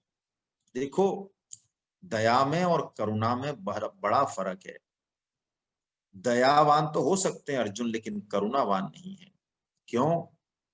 बेसिक फर्क है दोनों में। दया परिस्थिति जन्य होती है, लेकिन करुणा परिस्थिति पर निर्भर नहीं है, बाहरी परिस्थिति से कोई लेना देना नहीं है। करुणा अपने हृदय का भाव है स्वतः। शुद्ध भक्त जो हैं, संत जो हैं, सिद्ध जो हैं, हमने सुनी है ना एक कहानी, एक संत जो है नदी में नहाने जाते हैं, शिष्य देख रहा होता है, बिच्छू आता है काट देता है, वो ऐसे कर देते हैं बार बार, फिर आता है, फिर फेंक देते हैं, फिर आता है, तो संत वो शिष्य कहता है, अरे गुरुदेव खून निकल रहे हैं आपके हाथ से, इसको मार दो ना, ये काट रहा है बार बार आपको। तो वो कहते हैं उसको शिक्षा देने के लिए कि ये भिक्षु होके जो है अपना स्वभाव नहीं छोड़ रहा है, तो मुझे तो लोग संत के नाम से जानते हैं, मैंने तो ये बाना पहन रखा है संत का। बंदौ संत समान चित, हित अनहित नहीं कोय, अंजलि गत शुभ सुमन जिमि, सम सुगंध करी दो। फूल जो है, जो उसको तोड़ता है और जो उसको लाता है, दोनों के ही हाथों में खुशबू कर देता है। वो ये नहीं सोचता कि मेरे को तोड़ा गया है तो मैं इसके हाथ में खुशबू क्यों करूं। संत भी चाहे उनका कोई हित करे, चाहे जो है अनहित करे, वो एक जैसे होते। तो करुणावान अर्जुन दिख रहा है, लेकिन है नहीं। करुणा तो ममता जब चली जाए, अहंकार चला चला जाए, तो करुणा प्रकट होती है। लेकिन दया ये अहंकार का पोषण भी कर सकती है। मैं इसलिए आपको निवेदन कर रहा हूं, थोड़ा फर्क है, सूक्ष्म है। देखो, कई बार हम किसी पे दया दिखाएं और वो हमारी दया को एक्सेप्ट कर ले, सपोज मैं छोटी सी बात कहूँ, खाना ले जाए, मुझे कोई उदाहरण याद नहीं आ रहा, लेकिन कोई ऐसी चीज ले जाए और वो कह दे अरे साहब बड़ा अच्छा रहा, आपने खाना दे दिया या वो दे दिए और बड़ा अच्छा रहा, बड़े अच्छे आदमी आप, तो उस पे दया दिखाना हमारा सार्थक हो गया, हमें लगा कि हम कितने बढ़िया आदमी। और सपोज हम उस पे दया दिखा रहे हैं और वो हमको टका सा जवाब देते कि देखो ऐसा है, हमको किसी कपड़े वपड़े की कोई जरूरत नहीं, आप रखो अपने कपड़े, हम कपड़े नहीं मांगते किसी से, हम जैसे भी हैं हम बहुत बढ़िया है ना। तो दयावान आदमी को बड़ा जो है बुरा लगेगा। करुणावान, जैसे मैं और उदाहरण दूं, शहर में कोई भूखा नहीं रहे, मान लो सब ठीक हो जाए, है ना, तो जो दयावान होगा उसको टेंशन हो जाएगी, अरे यार अब खाना किसको खिलाएं, 20 साल से इतना बढ़िया हम समाज सेवा चला रहे हैं, अब कोई भूखा ही नहीं है यार, अब हम करें क्या बैठ के यहाँ, है। लेकिन करुणावान आदमी को लगेगा कि ओहो, ऐसी भी स्थिति आ सकती है, ये तो बहुत अच्छा हो गया, कोई भी भूखा नहीं रहा। उसका लक्ष्य भूत हिते रता, सर्वभूत हिते रता, इसका लक्ष्य अहम पोषण है। तो ये अहम पोषण इतना सूक्ष्म है, यही तो अर्जुन को परेशान कर रहा है, उसको दिख नहीं रहा है कि ये बुराई को अच्छाई के रूप में प्रकट कर रहा है ना। अर्जुन यहाँ पे लग ऐसा रहा है कि अर्जुन का कोई लेना देना ही नहीं है। अर्जुन को तो बेचारे को खींच खांच के, अर्जुन ना तो कोई उसकी लड़ाई है बेचारे दुर्योधन से, ना जो है द्रौपदी कुछ लगती है उसकी, ना जो है कोई लेना देना ही नहीं है, ये तो बेचारे है ना भगवान के पास ही वो वैसे ही चला गया बस भगवान को मांगने। ये तो श्री कृष्ण ने उसको गोदी में उठा के और है ना यहाँ युद्ध क्षेत्र पर खड़ा कर दिया। इसकी बातों से ऐसा लग रहा है जैसे श्री कृष्ण का ही सारा मतलब है युद्ध से, अर्जुन को तो कुछ लेना देना ही नहीं, ये तो बहुत ही कोमल और वैसे हृदय वाला है, ये किसी का वो जो है नहीं कर सकता। नहीं, ऐसी बात बिल्कुल नहीं है ना। भगवान श्री कृष्ण के शरण में है ना, ये डॉक्टर श्री कृष्ण ऐसे नहीं छोड़ेंगे, ये पूरा इलाज करके छोड़ेंगे है ना। इनको सिम्टम्स पता है, वो कहते हैं अर्जुन तू जो ये बड़ी बड़ी बातें कर रहा है ना, ये एस्केपिंग है, रणछोड़ दास है, इससे काम नहीं चलेगा। अरे बिना मथे मक्खन नहीं निकलेगा, तुझे उत्कर्ष पे पहुंचना है तो जो है ये परधर्म को मत अपना, तू क्षत्रिय है, क्षत्रिय का धर्म है समाज की रक्षा करे वो अधर्म से, है ना। तेरी जो गुड्डी गुड्डी बातें है ना, करुणा की दया की जो कह रहा है, ये तेरा पतन कर देंगे। ये उसी तरह से है, एक उदाहरण से हम समझे परधर्म कितना खतरनाक होता है। एक हस्बैंड अपनी पत्नी को जो है रोज गुलाब ले जाए, हैं कोई अच्छी माला ले जाए, गिफ्ट ले जाए, आइसक्रीम ले जाए, और बड़ा अच्छा लगता है पत्नी को, और वो भी ले जाता है, बड़ा प्रेम करता है। लेकिन उसको पता चलता है एक दिन कि अरे पड़ोस का जो हस्बैंड है ये तो बिल्कुल ही फोकटिया आदमी, वो पूछता भी अच्छा मैडम कुछ, अरे के आइसक्रीम का आज तक कुछ लेना देना ही नहीं है, फूल तो ये फूल, ये पत्थर, ये क्या फूल लाएंगे पत्थर जैसे। तो वो कहता है अच्छा। तो अगले दिन से वो जो है अब 2 पैकिंग कराता है आइसक्रीम भी दो, लॉलीपॉप भी दो, फूल भी दो, और बिल्कुल उसी भाव से जो है वो कितना बढ़िया काम कर रहा है वो, है ना। एक जीव को कितनी प्रसन्नता दे रहा है। तो जब उसके पतिदेव आएंगे उस पड़ोसिन के, तो बढ़िया उसकी पूजा भी करेंगे बढ़िया। तो ये परधर्म देखने में अच्छा लगता हुए भी पतन ही करने वाला है। भगवान श्री कृष्ण इस बात पे चर्चा करेंगे कि परधर्म छोड़ दे, स्वधर्म पे दृष्टि ला, स्वधर्म से यदि च्युत हो गया तो तेरा विनाश हो जाएगा। तू कह रहा है लोभोपहत चेतसा, है दुर्योधन का लोभ तुझे दिखाई दे रहा है, बहुत अच्छी बात है, बिल्कुल बढ़िया है, लेकिन तुझे तेरी मूढ़ता नहीं दिखाई दे रही, तेरा मताग्रह नहीं दिखाई दे रहा है ना। तू खुद जो है, तेने इतने सारे लोग इकट्ठे कर लिए पूरे भारतवर्ष से, और अभी भी मुझे पता है तेने रथ मुड़ाया, और कोई कह दे अर्जुन से कि अरे डरपोक कहीं के, ऐसा कह देना अर्जुन से, तो अर्जुन का क्षत्रिय जो है ना, क्षत्रिय निकल के आ जाएगा और वो चालू कर देगा। अभी भी वो ममता और मोह के कारण ही तो थोड़ा सा पीछे हट रहा है, वरना तो गाजर मूली की तरह काट दे वो, है ना। तो देखिए साइकोसोमेटिक जो सिस्टम है जो हमने कल चर्चा की, जब मनस यानी अंदर से, क्योंकि हम मन बुद्धि अहम ये भी हैं। वहां पे अर्जुन का इतना प्रभाव पड़ा है कि उसके लक्षण तो बाहर शरीर में आ रहे हैं, है ना, लेकिन वो इतना पंगु हो गया उसकी बुद्धि मताग्रह के कारण, है ना, ऐसे लक्षण घट रहे हैं कि अब वो कुछ भी निर्णय नहीं ले पा रहा, कुछ भी निर्णय नहीं ले पा रहा। ये तो भगवान श्री कृष्ण है जो उसको इस दलदल से उठा लाएंगे। और उनका ट्रीटमेंट देखिए नहीं करते हुए भी चालू है। इतना वो देख रहा है भगवान श्री कृष्ण की तरफ, कुछ तो मेरे को बोल दें। ये तो कहते हैं वाह, अरे अर्जुन कितनी करुणा है तेरे अंदर, वाह जी भाई जी, है ना। लेकिन भगवान श्री कृष्ण ओ हो कुछ नहीं बोलेंगे। हाँ, संभाल पूरी करेंगे। देखिए ये साइन है, हमारे घर में समाज में कोई ऐसा व्यक्ति हो जो डिप्रेशन, सीवियर डिप्रेशन का, तो उसकी संभाल तो बहुत जरूरी है।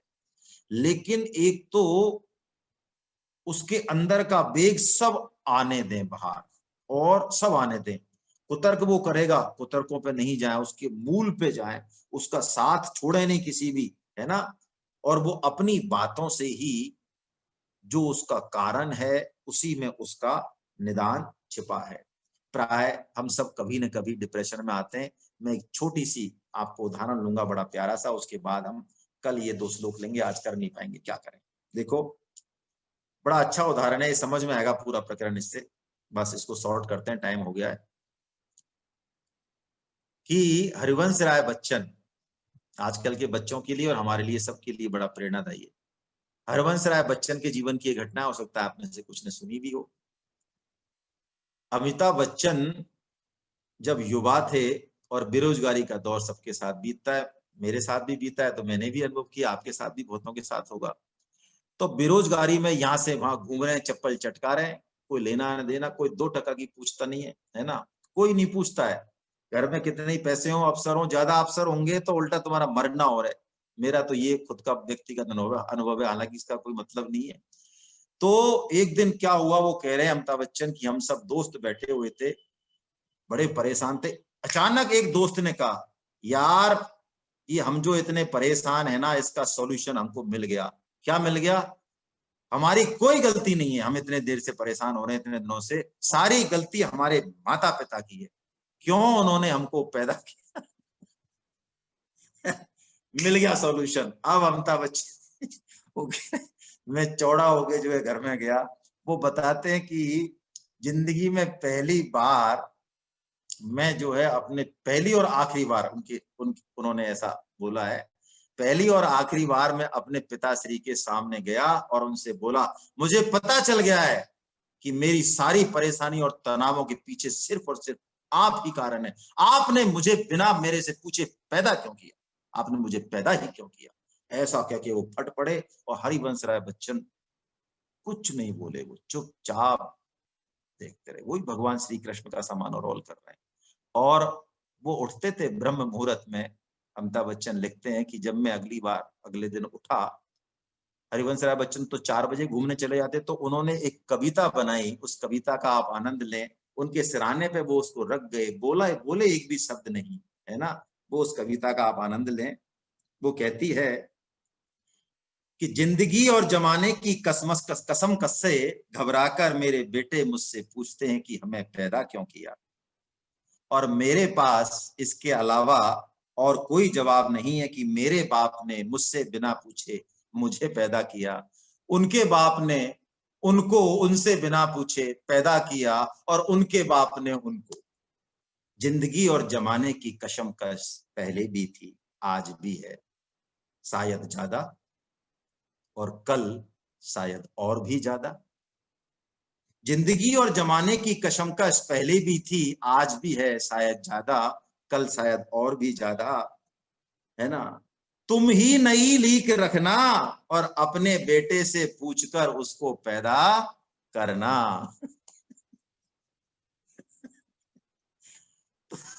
अर्जुन की लगभग लगभग यही हालत है कि वो इस परेशानियों से घबराकर और खुद के ऊपर दोष नहीं देना चाहते हैं। बस वो अब कोई भोज, राजा भोज की सी न्याय हो रहा है कि भैया फांसी लगानी है, फंदा तैयार हो गया कि अरे यार खाली नहीं जानी चाहिए, तो भैया ढूंढो किसकी गले में फिट बैठेगी, उसी को लटका दो भैया। तो ऐसा ही अर्जुन कर रहे हैं लगभग लगभग, और ऐसा ही देखो हम करते हैं। इसको हम अपने ऊपर घटाएं तो कुछ बात बनेगी, अर्जुन के ऊपर तो हम घटा रहे हैं, वो तो बात बहुत बढ़िया है। चलिए अब 2 श्लोक रह गए, कल ही कर पाएंगे, समय भी हो गया है। हरे कृष्णा हरे कृष्णा हरे कृष्णा। गोविंद जय जय गोपाल जय जय गोविंद जय जय गोपाल जय जय। गोविंद जय जय गोपाल जय जय। राधारमन हरि गोविंद जय जय। राधारमण हरि गोविंद जय जय। गोविंद जय जय गोपाल जय जय। गोविंद जय जय गोपाल जय जय। राधारमन हरि गोविंद जय जय। राधारमण हरि गोविंद जय जय। राधारमन हरि गोविंद जय जय। राधारमण हरि गोविंद जय जय। नाम संकीर्तनम यस्य नाम संकीर्तनम यस्य सर्व पाप प्रणाशनम सर्व पाप प्रणाशनम प्रणामो दुःख समनस्तं नमामि हरिं परम। प्रणामो दुःख समनस्तं नमामि हरिं परम। बोलो वृंदावन बिहारी लाल की जय। बोलो बांके बिहारी लाल की, जय बोलो राधा गोविंदे सरकार की, बोलो जय। आज के आनंद की जय। आप सभी वैष्णवों को मेरे कुछ निवेदन है आपसे। वैसे तो देखो जो मजा वाले थे वो लोग तो चले जाते हैं प्राय, लेकिन अब तो आप सब वैष्णवों को मेरा प्रणाम है। एक तो जीवन का दृढ़ उद्देश्य अवश्य बनाएं।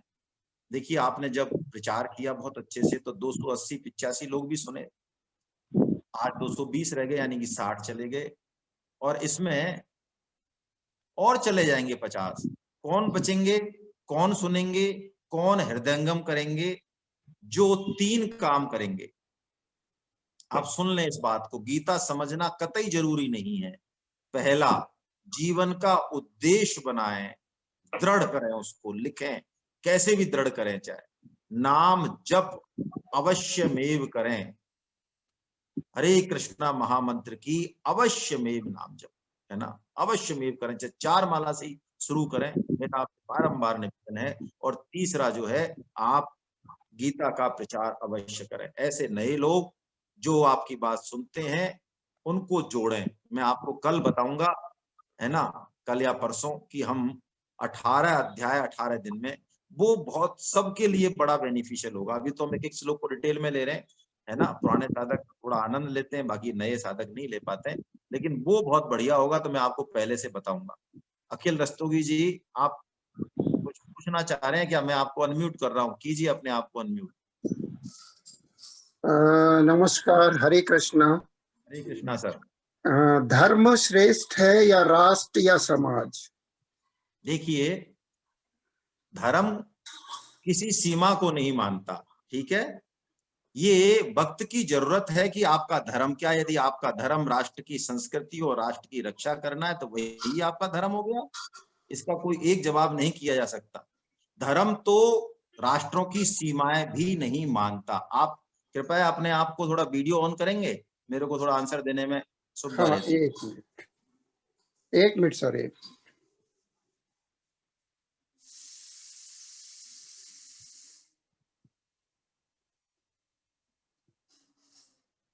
जी, बहुत ही बढ़िया प्रश्न आपने पूछा है। प्राय धर्म के क्षेत्र में आगे बढ़ने वाले राष्ट्र के प्रति अपने उत्तरदायित्व को प्राय नहीं निभा पाते।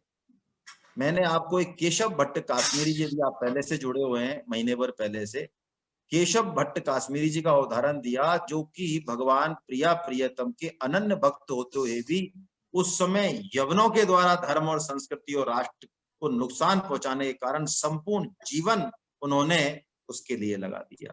और प्राय जो राष्ट्र भक्त होते हैं, लेकिन वो राष्ट्र को क्या समझते हैं, वो भी कई बार धर्म के तत्व को मिस करते हैं, है ना। ये दोनों तत्व एक दूसरे के पूरक हैं। धर्म बहुत व्यापक है ना, लेकिन वो राष्ट्र की अवहेलना नहीं सिखाता, है ना। मेरे ख्याल से मैं स्पष्ट हूं, और कोई बात हो तो आप निवेदन करें। हरे कृष्ण हरे कृष्ण हरे कृष्ण हरे कृष्ण। आप सभी वैष्णवों को मेरा दंडवत प्रणाम। कल हम फिर मिलते। बहुत ही अच्छा, रस्तोगी साहब ने बहुत मूलभूत प्रश्न उठाया है भाई। ये प्रश्न ऐसा है कि कभी इस पे अलग से 20-25 मिनट की चर्चा होनी चाहिए। बहुत ही मूलभूत प्रश्न है ये। अभी तो मैं कुछ भी ऐसा मान लो कि कह नहीं पाया हूं, है ना। हमारे बीच में से एक बहुत अच्छे साधक है। अच्छा, रमा गुप्ता भी कुछ कहना चाह रही हैं जी। मैं आपको अनम्यूट कर रहा हूँ, रमा गुप्ता जी बताइए। जी, अपना फोटो ऑन करेंगे थोड़ा आसानी रहेगी मुझे बात करने में। ऑन ही है मेरा। जी सर मेरा वीडियो ऑन है, दिख रहा है आपको? हाँ, बिल्कुल ऑन है आपका, बिल्कुल ऑन है। जैसे आपने पिक्चर का कहा कि कोई भक्ति मार्ग पर चले तो पिक्चर लोग बहुत खुश होते हैं, ये चीज। आपकी आवाज है ना मेरे को क्लियर नहीं आ रही है। सर अभी आया?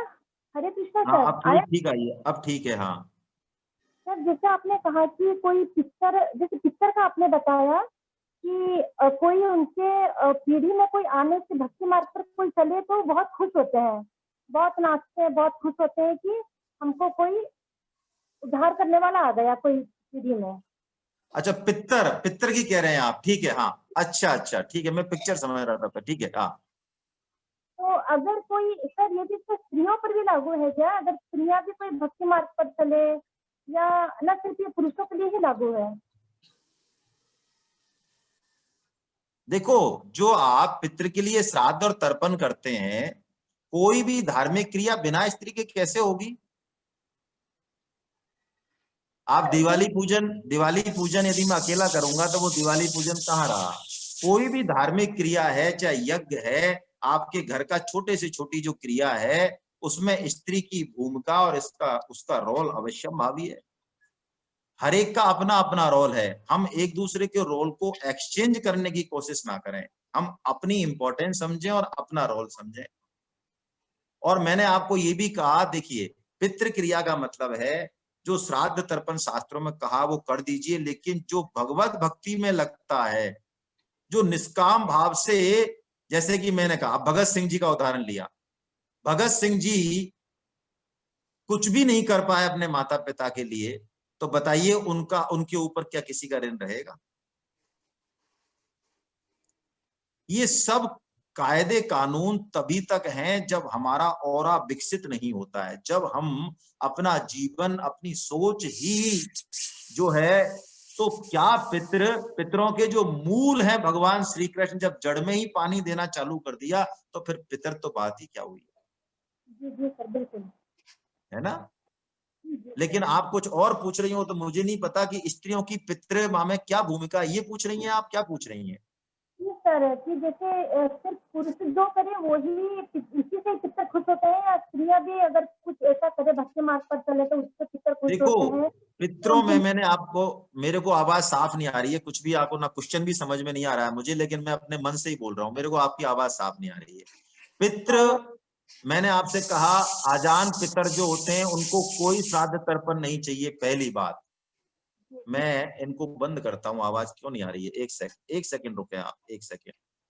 मैं, ये प्रमिला बंसल जी ने भी हाथ उठा रखा है। और हाँ, मैं ये कह रहा हूं कि पितरों में से वो बहुत थोड़े से पितर जो कि आसक्ति रखते हैं अपने स्वजन में, परिवार जन में, जो कि अच्छी बात तो नहीं है, अच्छी बात नहीं है ना। आसक्ति भगवान से होनी चाहिए, लेकिन यदि वो रखते हैं आपसे आसक्ति, तो चूंकि आपका शरीर उनका दिया हुआ है। ये आवाज किसकी आ रही है भाई? किसने अपना अपना बंद कीजिए ना आप। ये कूलर चलने की आवाज कहां से आ रही है?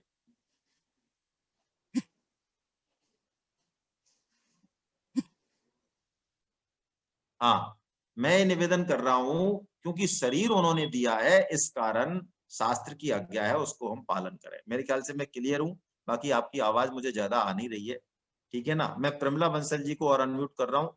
एक सेकंड, दोबारा जरा हाथ खड़ा करें, मेरे से वो दब गया जल्दीबाजी में। हाँ, अपने आप को अनम्यूट कीजिए। जी सर, हरे कृष्णा।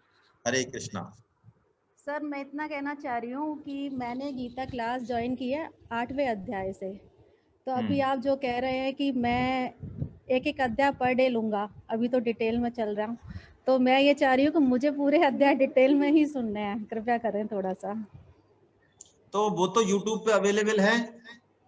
लेकिन सर यहाँ पे ज़्यादा मजे आते हैं, मुझे यहाँ ज़्यादा अच्छा लगता है। नहीं, यूट्यूब पे अवेलेबल है। अब डिटेल तो दोबारा नहीं हो सकता, मेरे भी बस की बात नहीं है ना। ये भी अपने आप अच्छा, में एक, अभी ये मार्च से चल रहा है ना। अभी ये पर डे। आप यूट्यूब पे सुने डिटेल में, तो अभी तो आपको, लेकिन इससे भी ज्यादा अच्छा अभी देखिए, मैं आपको, हालांकि मैं उस समय कहूंगा 2 दिन बाद, गीता के अध्याय का क्या मैसेज है, प्राय हम एक एक श्लोक लेते हुए इसको भूल जाते हैं। जब हम एक दिन में, 1 घंटे में एक अध्याय लेंगे और 18 दिन में लगातार लेंगे, उसका एक विशेष भाव आपके हृदय में प्रकट होगा। ये मैं आपको बिल्कुल पक्का विश्वास रूप से कह रहा हूँ। हमें नहीं पता भगवान ने क्या प्रकरण कहां से क्यों कहा, कैसे क्या नाम रखा है। जब हम उसको एक साथ लेंगे तो उसका एक अलग, हम एक बहुत डायरेक्शन में जाएंगे बहुत तेजी से। इसलिए मैं सोच समझ के 18 दिन 18 अध्याय, पुराने साधकों से भी मैं कहूंगा वो तो जरूर से जरूर भाग लें, लेकिन नए साधकों को भी मजा आएगा उसमें, है ना। ठीक है सर। चलिए, ओके। हरे कृष्णा हरे कृष्णा हरे कृष्णा। हम कल फिर मिलते हैं। हरे कृष्ण हरे कृष्ण हरे कृष्ण।